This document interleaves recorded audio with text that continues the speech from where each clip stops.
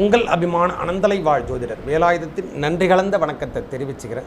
இந்த பதிவு எதுக்கானா, வருகின்ற தமிழ் புத்தாண்டு எவ்வாறு இருக்க போது, இதுவரைக்கும் நாம் விசுவாவச வருடத்துக்கு கடந்திருந்தோம். இந்த சித்திரை முதல் தேதியிலிருந்து நாம் தொடங்குகின்ற ஆண்டு பராபவ ஆண்டு, மங்களகரமான பராபவ ஆண்டு. செவ்வாய்க்கிழமை பிறக்குது. வாழ்க்கையில் நம்மளுக்கு இந்த மேஷம் முதல் மீனம் வரைக்கும் மாற்றங்கள் எவ்வாறு கொடுக்க போகிறார் இறைவன், இந்த கிரகங்களை வச்சு தான் நாம் சொல்ல முடியும். ஜோசிகாரில் யாராக இருந்தாலும், ஜோதிடர் அனைவரும் சரி, யாராக இருந்தாலும் சரி, இந்த வார்த்தையை நாம் சொல்கிறோன்னா கிரகங்களை வைத்து தான் இந்த தமிழ் புத்தாண்டு என்று சொல்லக்கூடிய அமைப்பை நாம் காணப்போகிறோம். இதில் கிரகங்கள் அமர்ந்திருக்கும் இடம், இந்த பராபவ ஆண்டில் கிரகங்கள் அமர்ந்திருக்கும் இடத்தை பார்க்கணும் முதல்ல. ஏன்னா ஒளி பெற்ற கிரகம் என்று சொல்லக்கூடிய அமைப்பை சூரியன் சந்திரன் என்று சொல்லக்கூடிய அமைப்புகளும், அதுவும் இல்லாமல் பெரிய டான் கிரகங்கள் என்று சொல்லக்கூடிய சனி பகவான் ராகு கேதுக்களுடைய பெயர்ச்சியும் இந்த ஆண்டில் நம்மளுக்கு இருக்குது. முக்கிய தருணமே குரு பகவானுடைய பெயர்ச்சி வைகாசி மாதம் என்று சொல்லக்கூடிய அமைப்பில் கிரகங்களுடைய மாற்றம் என்று சொல்ல கடகராசிக்கு போகிறாரு. அதே போல் 11வது மாதம் ஐப்பசி மாதம் ராகு கேதுக்களுடைய பயிற்சியும் நாம் வைத்து தான் இந்த சித்தரை தொடங்கி பங்குனி முடிய நாம் சொல்ல முடியும். அடுத்த ஆண்டு 2027 பங்குனி முடிய நம்ம வாழ்வாதாரம் எவ்வாறு இருக்கும், இதில் நல்ல நல்ல மாற்றங்களை கொடுக்க போதா, ஏற்றம் தருப்பதா, கிரகங்கள் அமர்ந்திருக்கும் இடம் என்று சொல்லக்கூடிய அமைப்பை பார்க்கும் பொழுதெல்லாம் நமக்கு ராசிகள், அதாவது காலபுருஷ தத்துவத்தின் முதல் ராசி என்று சொல்லக்கூடிய சூரிய பகவான் அங்கே உச்சம் பெற்று சுக்கிரனோட சம்பந்தப்படுறார். மேஷத்திலே 2ஆம் இடத்துல யாரும் இல்லை. 3ஆம் இடம் என்று சொல்லக்கூடிய மிதுனத்தில் குரு பகவான் அமர்ந்திருக்கார். அதுவும் இல்லாமல் சிம்மத்தில் கேது பகவானும். இந்த முக்கிய தருணமே இந்த இடத்துல யாரானா அந்த ராகு பகவான். அவர் காலபுருஷ தத்துவத்துக்கு 11ஆம் இடத்தில், அதாவது கும்பராசியில் வீட்டிருக்கார். அவருடன் சந்திரனும் அங்கே கூடியிருக்கிறார். முக்கிய தருணம், அதைவிட முக்கிய தருணம் என்று சொல்லக்கூடிய காலபுருஷ தத்துவத்துக்கு 12ஆம் இடம் என்று சொல்லக்கூடிய சனி பகவான், செவ்வாய் பகவான், புதன் பகவான் நீச்சகதி பெற்று நீச்ச பங்கத்துக்கு பரிவர்த்தனை யோகம் பெற்று, அதாவது எப்படி சொன்னால் ஆட்சிக்கு இணையான பலம் பெறுகின்ற காலம். அவர் நீச்சமே பெற்றாலும் இந்த நேரத்தில் பரிவர்த்தனை யோகம் பெறுகின்ற காலம். புதனோட வீட்டில் குரு பகவான் அமர்ந்திருப்பதும் பரிவர்த்தனை யோகம் பெறுகின்ற காலமாகவும் இந்த ஆண்டு பிறக்குது. ஒவ்வொரு நாளும் ஒவ்வொரு வருடமும் யார் யார் எதிர்பார்த்துருக்காங்க, இந்த மேசராசிக்காரர் மீனராசிக்காரர் யாராக இருக்கும், இந்த கிரகங்களை வைத்து நாம் பார்க்க போகிறோம், விரிவாக பார்க்கலாம். கடக ராசிக்கு இந்த பராபவ தமிழ் புத்தாண்டு எவ்வாறு உள்ளது, மங்களகரமான பராபவ ஆண்டுன்னு தான் கடகராசிக்கு சொல்லணும். அதாவது சிம்பிளாலாம் சொல்லக்கூடாது. நம்ம வாழ்க்கையில் நிறைய பேர் தேடிட்டு இருக்காங்க, நான் எங்கு இருக்கிறேன், எங்கு செய்து கொண்டு இருக்கிறேன். இந்த இறைவனை பார்த்து கேட்குற கேள்வியாக இருக்கும், இறைவன் எங்கு செய்து கொண்டிருக்கிறார், இறைவன் என்ன செய்து கொண்டிருக்கிறார், இறைவன் எதில் இருக்கிறார், இறைவன் எந்த ரூபத்தில் எந்த ஒளியில் இருக்கார், எந்த திசையில் இருக்கார். இது ஏன்னு கேட்குறேன்னா, கடகராசிக்கு சொல்கிறேன்னா, அவங்க அந்த சூழ்நிலையில் வாழ்ந்து கொண்டிருக்கிறார்.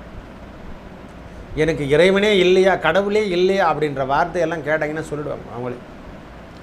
இந்த தலைமுறையில் இருந்து வந்த பிரச்சனை ஒரு 8 ஆண்டுகளாக கூட சொல்லுவேன், சரியில்லாத ஒரு நிலைமையெல்லாம் காணப்பட்டிருக்கு. வாழ்க்கையை புரட்டி போடுகின்ற ஆண்டாக மாறிட்டிருக்கும் கடகராசிகள். உடல்நலம் சார்ந்த விஷயங்களாகட்டும், மனநலம் சார்ந்த விஷயங்களாகட்டும், எதையுமே நாம் செய்கிறது கிடையாது, நம்மளை ஆட்கொள்ளுகின்ற சனி பகவான் செய்கிறது.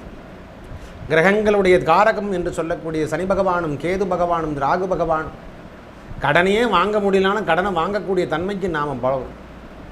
இவையெல்லாம் மாறப்போகுது இந்த பராபவ ஆண்டு.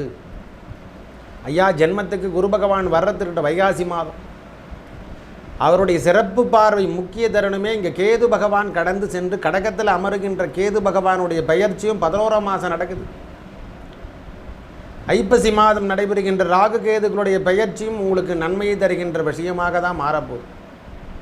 மனைவி சார்ந்த விஷயம், உடல் செலுத்துது, அதில் மட்டும் கொஞ்சம் அக்கறை எடுத்துங்க. மற்றபடிலாம் உங்களுக்கு எதுவுமே தடை தாமதம் இதையெல்லாம் நிலைமையெல்லாம் வேறு லெவலில் போயிடுங்க. ப்ரொமோஷனுக்கு இல்லைருந்து காத்து கொண்டிருந்தவங்க, டிரான்ஸ்ஃபருக்காக காத்துருங்க அனைவருக்கும் டிரான்ஸ்ஃபரோட ப்ரொமோஷன் உங்களுக்கு கிடைக்க போகுது. ஒரே வார்த்தை சொல்லப்போனால், எனக்கு வெளியூர் ப்ரொமோஷனும் பூர்வீகத்துக்கு நாம் இது வரைக்கும் வெளியூரில் வாழ்ந்துட்டுருக்கோன்னா அங்கேருந்து சொந்த ஊருக்கு அருகாமையில் வர்றதுக்கான ப்ரொமோஷனும், அதிலே ப்ரொமோஷன் டிரான்ஸ்ஃபரோட ஒரு ப்ரொமோஷன் தன்மையும் சேர்த்து கொடுக்கக்கூடிய ஆண்டு என்று சொன்னால் இந்த பராபவ ஆண்டு. ஐயா உங்களுக்கு நான் மகிழ்ச்சி படுத்தணும்னு சொல்லலை. காலம் என்ன கொடுக்கும், காலபுருஷ தத்துவத்தில் கிரகங்கள் என்ன கொடுக்குமோ அதுதான் நாம் கொடுக்க போகிறோம். இதுதான் மிகைப்படுத்தி சொல்கிறதும் ஏற்றி இறைக்கும். தசாபுத்தி நம்மளுக்கு நல்லா இருந்தால் இந்த முறை 100க்கு 100 மார்க்கு நாம் வாங்குவோம். கடகத்தை பொறுத்தவரை மேன்மையான நிலைமையை எடுத்து செல்லுகின்ற காலங்கள் தான், நான் இல்லைன்னே சொல்லலை. உடல் பாகம் என்று சொன்னால் முக்கியமாக தாய் தந்தையர் உடல்நலத்தில் கொஞ்சம் அக்கறை எடுத்துங்க. தன்னுடைய உடல்நலத்திலையும் அக்கறை எடுத்துக்கணும். ஜென்மகுரு வர்றதால் தலை சார்ந்த விஷயங்கள், அடிவயிறு சம்பந்தப்பட்ட பிரச்சனை. ஏன்னா எல்லாத்தையுமே பார்க்கணும். அவர் யாரானா நம்மளுக்கு ராசிக்கு 6ஆம் அதிபதி, அவரே தான் 9ஆம் அதிபதியும் வரார். ஒரு பாகத்தில் தடைகள் கொடுக்கக்கூடிய காலமாகவும் ஒரு பாகத்தில் நன்மை தருகின்ற காலமாகவும் இருக்குது.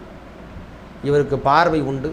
ஏற்கனவே 3ஆம் மாதமே நம்மளுக்கு சனி பகவானுடைய பெயர்ச்சி கடுங்கோல் என்று சொல்லக்கூடிய அமைப்பிலேருந்து வெளியே வந்துட்டார்.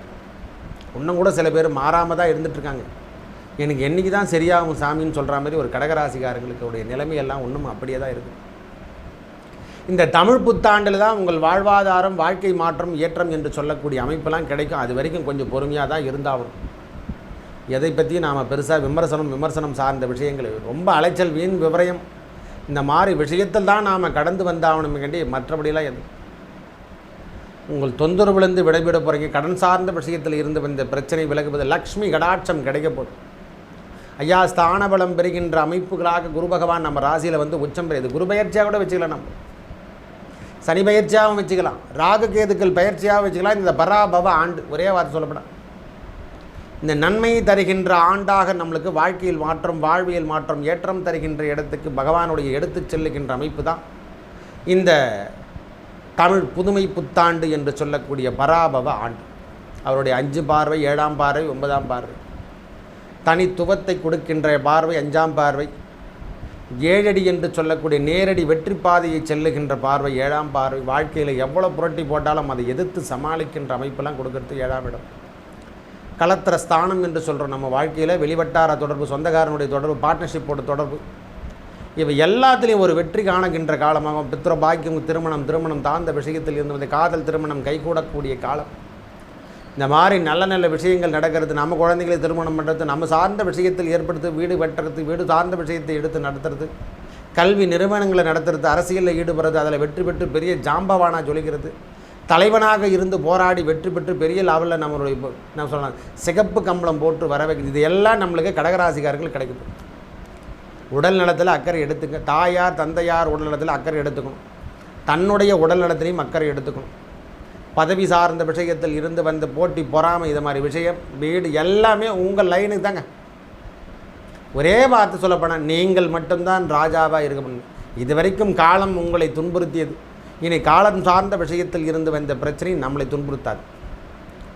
மற்ற கிரகங்கள் கொடுக்கக்கூடிய வலுவை விட உங்களுடைய 4 கிரகங்களின் கூட்டமைப்பு என்று சொல்லக்கூடிய அமைப்பு உறுதியான மேன்மையை தருகின்ற காலம் கொடுக்கும். ஒரு வல்லமை தருகின்ற இடத்துல கிரகங்கள் அமர்ந்திருக்கின்ற இந்த டான் கிரகங்கள் என்று சொல்ல சனி குரு பகவானுடைய அமைப்பு நல்ல இடத்தில் அமர்ந்திருப்பதும், ஸ்தானபலம் பெறுவதும், வாழ்வியல் மாற்றம், வாழ்க்கை மாற்றம், ஏற்றம் தருகின்ற இடத்துக்கு செல்வம் சார்ந்த விஷயங்கள் கிடைக்கிறது. சொந்த ஊர், அதாவது வெளியூர்லேருந்து சொந்த ஊருக்கு வர்றது, டிரான்ஸ்ஃபர் கிடைக்கிறது, இது மாதிரி விஷயங்கள்.